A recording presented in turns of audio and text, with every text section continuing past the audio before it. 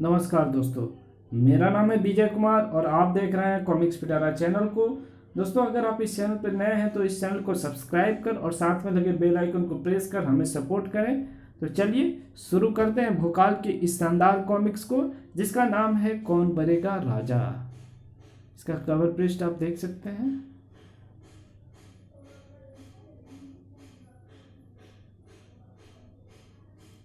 शक्तिशाली और संपन्न राज्य, जिसका राजा ताकतवर, कुशाग्र बुद्धि और राजनीति की हर चाल का माहिर होना चाहिए। और ये सब गुण विराजमान थे विकासनगर के राजा विकास मोहन में, जिनकी मृत्यु के बाद राज सिंहासन खाली हो गया है। और ये प्रश्न हर किसी के सामने मुंह बाए खड़ा है कि कौन बनेगा राजा।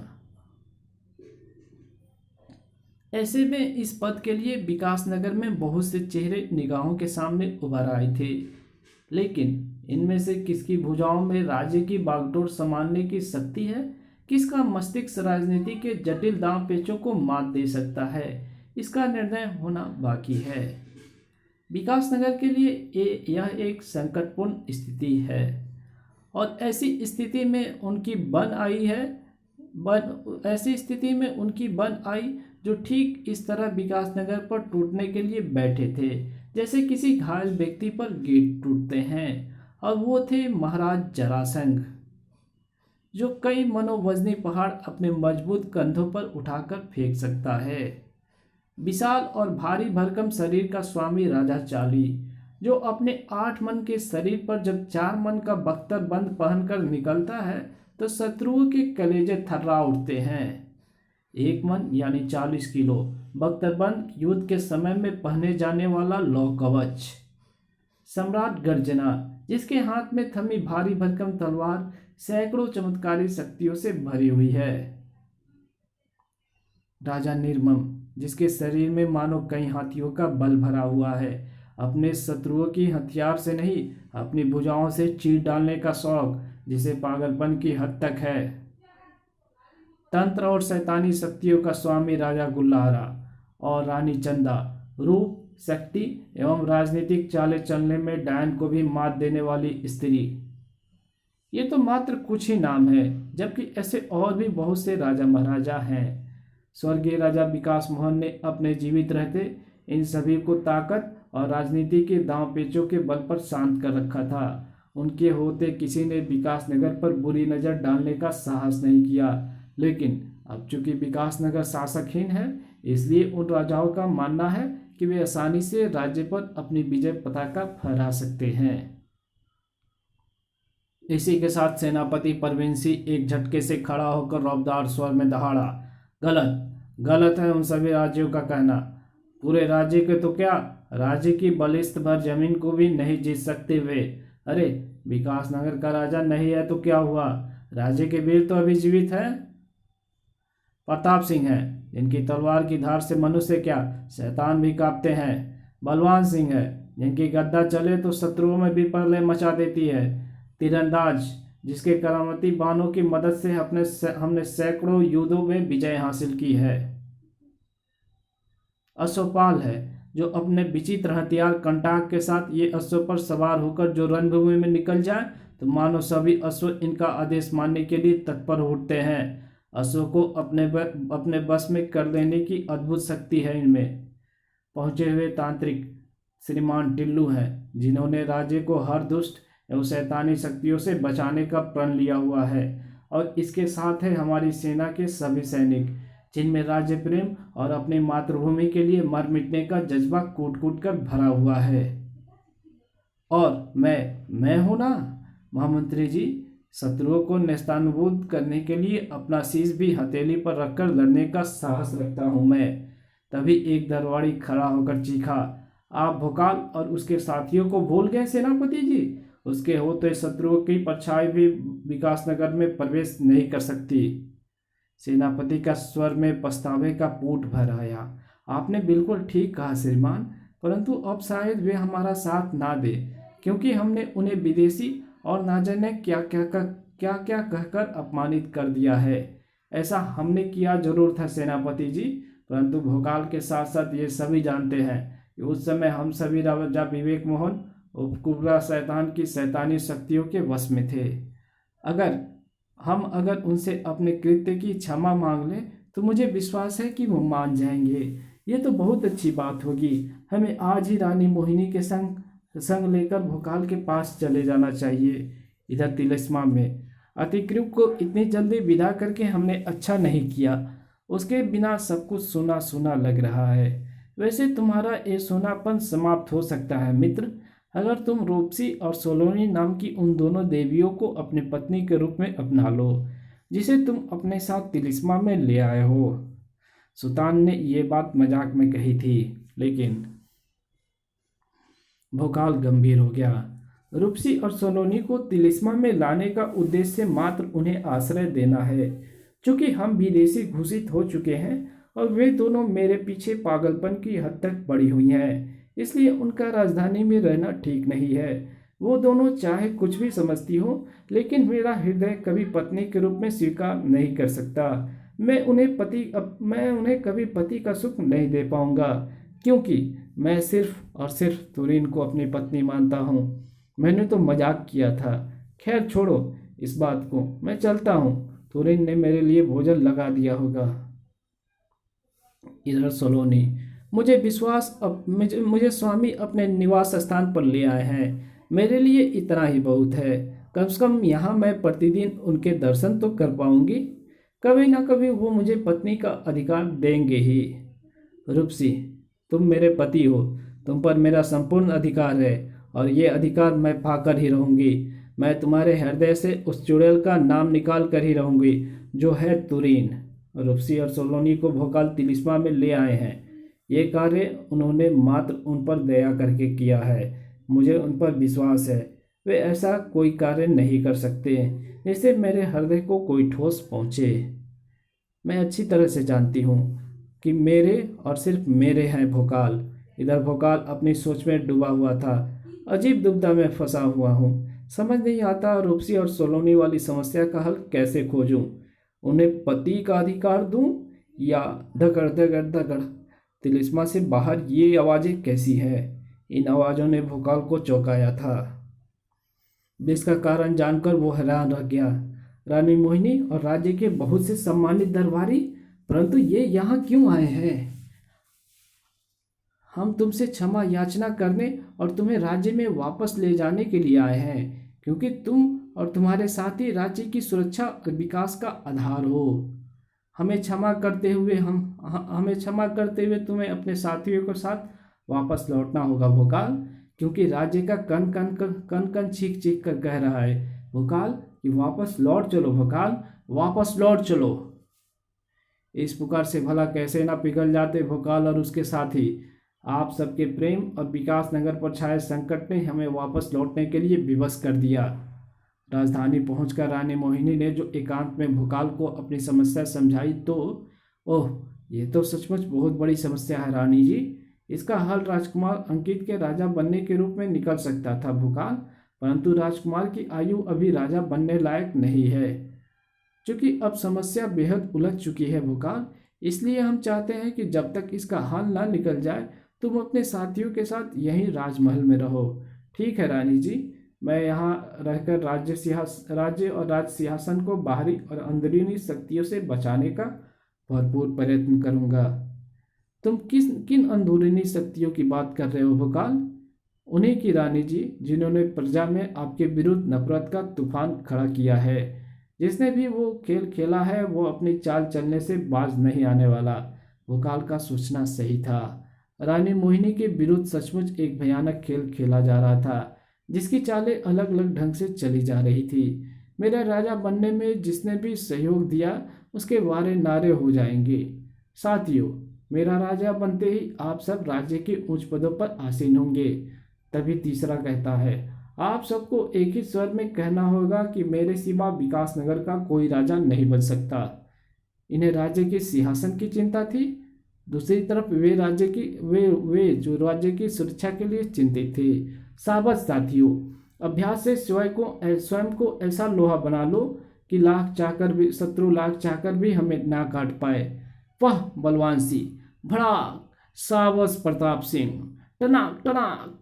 अद्भुत अश्वपाल, बहुत खूब तीरंदाज। एक युद्ध की तैयारी इधर हो रही थी और एक युद्ध की भूमिका इधर बन रही थी। नहीं, ऐसा नहीं हो सकता, तुम झूठ बोल रही हो। वकार रोज रात्रि को मेरे कक्ष से इसीलिए जाते हैं कि आजकल वे राज्य में पनप रहे षड्यंत्र का पर्दाफाश करना चाहते हैं। वो हर पल राज्य के लिए चिंतित हैं। और तुम कह रही हो नहीं, नहीं, ये झूठ है, झूठ है ये सब। मुझे आपसे भला झूठ बोलने की क्या आवश्यकता पड़ी? आप विश्वास कीजिए, मैं सत्य कह रही हूँ। कल रात मैंने अपनी आंखों से भोकाल जी को रूपसी के कक्ष में जाते देखा। जिज्ञासावश मैंने उसका कारण जानने के लिए खिड़की से झांका तो मैंने देखा कि भोकाल जी रूपसी की सैया पर उसके साथ बैठे थे। ना सिर्फ बैठे थे बल्कि प्रेम प्रदर्शन भी कर रहे थे। उफ, ये कैसे हो सकता है? क्या भोकाल मेरे साथ विश्वासघात कर सकेंगे? नहीं, नहीं, आपको मेरी बातों पर विश्वास नहीं हो रहा तो ना सही, लेकिन क्या आप अपनी आंखों से सब कुछ देखकर भी विश्वास ना करेंगी? मतलब ये कि आज रात भोकाल जी सलोनी से मिलने जाने वाले हैं। उन्होंने मेरे सामने रूपसी जी से ऐसा तब कहा था जब वे उनके कक्ष से बाहर जा रहे थे। मैं देखूंगी, मैं सब कुछ अपनी आंखों से देखूंगी, लेकिन याद रख, अगर तेरा एक भी शब्द झूठ हुआ तो मैं तुम्हें जीवित नहीं छोड़ूंगी। ठीक है, कहकर दासी तेजी से तुरीन के कक्ष से बाहर निकल गई। जल्दी चल दिए। हाँ तुरीन, अगर राज्य को अंदरूनी शत्रुओं से बचाना है तो जाना ही होगा। फिर भोकाल बाहर निकल गया, इस बात से बेखबर कि उसके पीछे पीछे तुरीन भी बाहर निकल गई है। देखती हूँ कहाँ जाता है भोकाल। कुछ ही देर बाद तुरीन ने संतोष की सांसें ली। भोकाल राजधानी से बाहर जाने वाले रास्ते की तरफ जा रहा है, जबकि सलोनी का महल बहुत पीछे रह चुका है। इसका मतलब उस दासी ने मुझसे झूठ बोला था, मैं उसे छोड़ूंगी नहीं। अरे, ये भोकाल ने एकाएक रास्ता क्यों बदल दिया? अब कहाँ जाना चाहता है वो? सलोनी के महल में? उफ, दासी का कहना ठीक था। भोकाल सलोनी के महल में आए हैं। उन्होंने इतना लंबा चक्कर इसलिए काटा ताकि कोई उनका उद्देश्य को ना जान पाए। धड़कते दिल से तुरीन ने उस खिड़की से झांका। आपने इस दासी को उसका वास्तविक अधिकार देने का निर्णय कर कृतज्ञ कर दिया। अंदर का दृश्य देखकर वो सन रह गई थी। उफ, कहीं ये कोई भ्रमजाल तो नहीं? उई, उठो प्रिय सलोनी, तुम्हारा स्थान चरणों में नहीं भोकाल के हृदय में है। भोकाल ने सलोनी को सीने से लगा लिया। बस तुरीन इससे ज़्यादा देखने का ताव ना ला सकी। फुट फुट कर रोते हुए भाग खड़ी हुई वो। जब आंसुओं की बरसात थमी तो चल पड़ी विचारों की आंधियाँ। उफ, भोकाल ऐसा निकलेगा ये कहाँ मैंने सोचा था। अचानक तुरीन के चेहरे पर कठोरता छाती चली गई। अगर भोकाल इसी में खुश है तो मुझे ना कुछ कहना और ना ही उसे रोकना है, क्योंकि भोकाल की खुशी में ही मेरी खुशी है। तुरीन के दिल में बने भोकाल के विश्वास के मंदिर की दीवार रेत की दीवार की तरह धीरे धीरे ध्वस्त होती चली जा रही थी। इसी उधेड़बुन में एक दिन, तुरीन, क्या हुआ तुरीन? ओह मेरा सिर, तुरीन, क्या हुआ तुरीन? मेरा सिर घूम रहा है भाभी जी, मुझसे खड़ा नहीं हुआ जा रहा है। ओह ओह, आओ मैं तुम्हें पलंग पर लिटा देती हूँ। तुरीन को पलंग पर लिटाने के बाद घबराई हुई वेणु बाहर की तरफ भागी। मैं अभी दासी को वैद्य को बुलाकर लाने का आदेश देती हूँ। वैद्य ने आकर तुरीन का निरीक्षण करके ये घोषणा की, तुरीन माँ बनने वाली है। क्या? माँ? तुरीन माँ बनने वाली है? ये तो हम सब के लिए अत्यधिक प्रसन्नता की बात है। तुम भोकाल को एक अमूल्य और अद्भुत रत्न देने वाली हो तुरीन। भोकाल ये सब सुनकर कितना खुश होगा। कहाँ है वो? वो तो रानी मोहिनी के विशेष बुलावे पर राजमहल गए हैं। खैर, मैं तुम्हारे भैया को ये सूचना देती हूँ। खुशी से उछलती वेणु तुरीन के कक्ष से बाहर निकल गई। इधर क्या क्या कहा आपने? एक बार फिर तो कहना। आप माँ बनने वाली हैं। खुशी के आंसुओं से लबालब भर गई सलोनी की बड़ी बड़ी आंखें। हे ईश्वर, तू बड़ा कृपा निधान है। उनके बालक को तूने मेरे गर्भ में देकर मेरे लिए न्याय के द्वार खोल दिए हैं। अब ये मुझे पूरे समाज के समक्ष अपनी पत्नी का अधिकार जरूर देंगे। मेरे लिए तो वही है, मेरे लिए नहीं, मेरे गर्भ में पल रहे बालक के लिए ही। जहाँ सोलोनी का कक्ष खुशियों के स्वरों से गूंज रहा था, वहीं रूपसी के कक्ष की दरों दीवार उसके कंठ से निकलने वाले ठहाकों से कांप रही थी। हा हा हा हा हा। अब समाज में मुझे भोकाल की पत्नी होने का अधिकार हर हाल में मिलेगा, क्योंकि मैं उसके बच्चे की माँ बनने वाली हूँ। हा हा हा हा हा हा। बात तुरंत फैली। कमाल है, भोकाल सोलोनी और रूपसी को अपनी पत्नी नहीं मानता, फिर भी वे दोनों उनके बच्चे की माँ बनने वाली हैं। कहीं वे दोनों ये सब भोकाल को बदनाम करने के लिए तो नहीं कर रही? ऐसी बात नहीं है। इस बात की प्रत्यक्षदर्शी तो मैं हूँ कि भोकाल रोज रात्रि को उन दोनों से मिलने जाता था। मैं तो इस बात को राजमहल के ऊपर भी खड़ी होकर कह दूँ। और मैं ही क्या, ये बात तो तुरीन भी कहेगी। उसने भी तो अपनी आंखों से भोकाल को रूपसी और तोलोनी के प्रेम रस में डूबते देखा है। बड़े रसिया निकले भोकाल, बड़े रसिया निकले अपने भोकाल जी। तो 3 3 पत्नियां रखते हैं, और संयोग देखिए, तीनों ही मां बनने वाली हैं। लेकिन सुना है कि वे रूपसी और सोलोनी को तो अपनी पत्नी नहीं मानते। फिर ये कैसे हुआ? अरे भाई, उनका नाम भोकाल है, महाबली भोकाल। वे जो चाहे कर सकते हैं। वाह जी वाह, ऐसे कैसे कर सकते हैं? जो हमारे लिए पाप है वह उनके लिए भी पाप है। अगर रूपसी और सोलोनी के गर्भ में भोकाल के ही बालक पल रहे हैं, तो भोकाल को उन्हें पत्नियों का अधिकार देना ही होगा।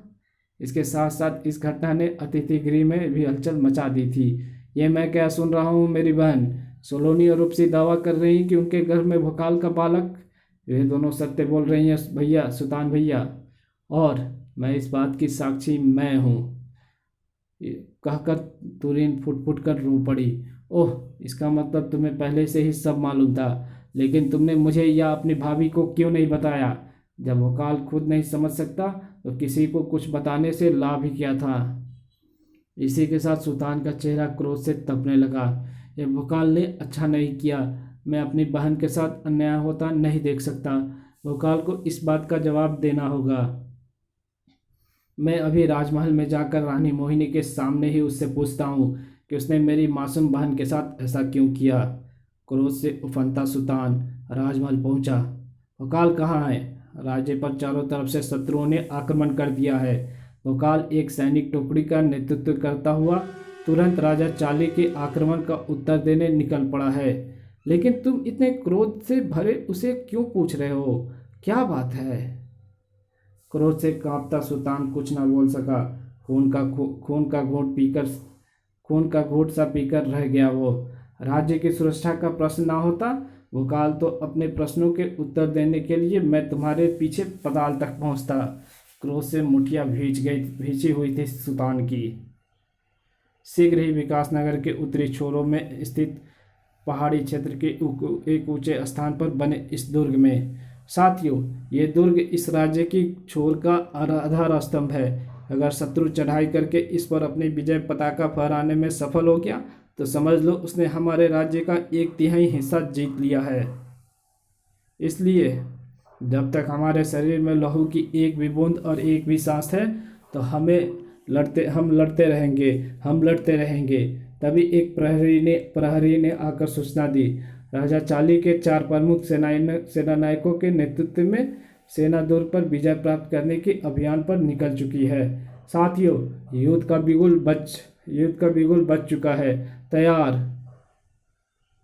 शत्रुओं ने बहुत ही सुनियोजित ढंग से चारों तरफ से दुर्ग पर विजय हासिल करने के लिए बढ़ना शुरू कर दिया।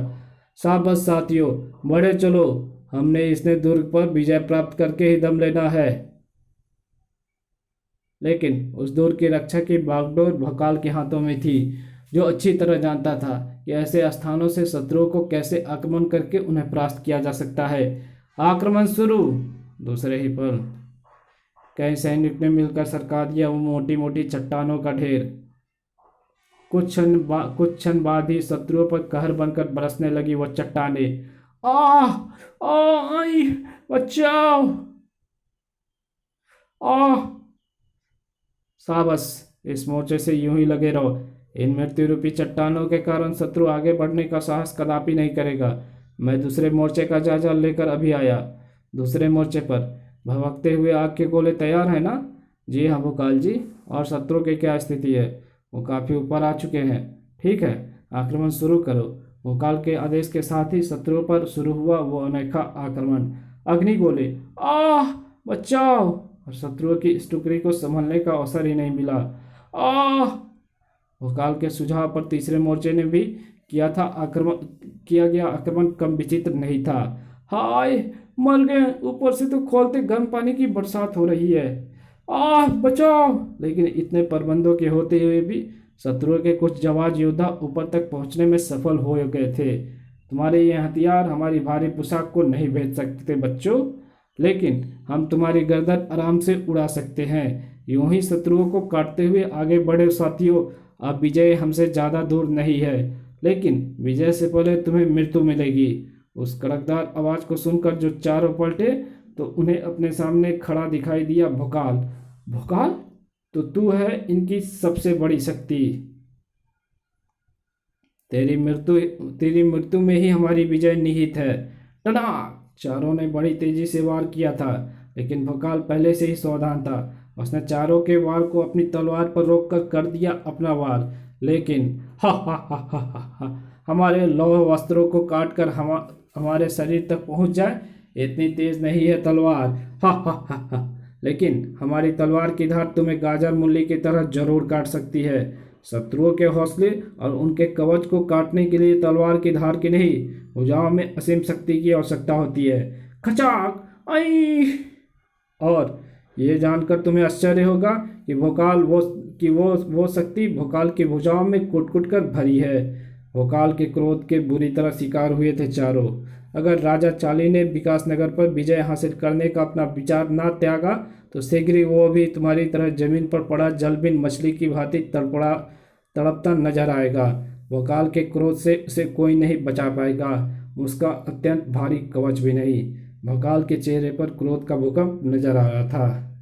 इसके आगे की कहानी पढ़ेंगे इसके अगले भाग में। तब तक के लिए बाय, मिलते हैं इसके अगले भाग में। ओके।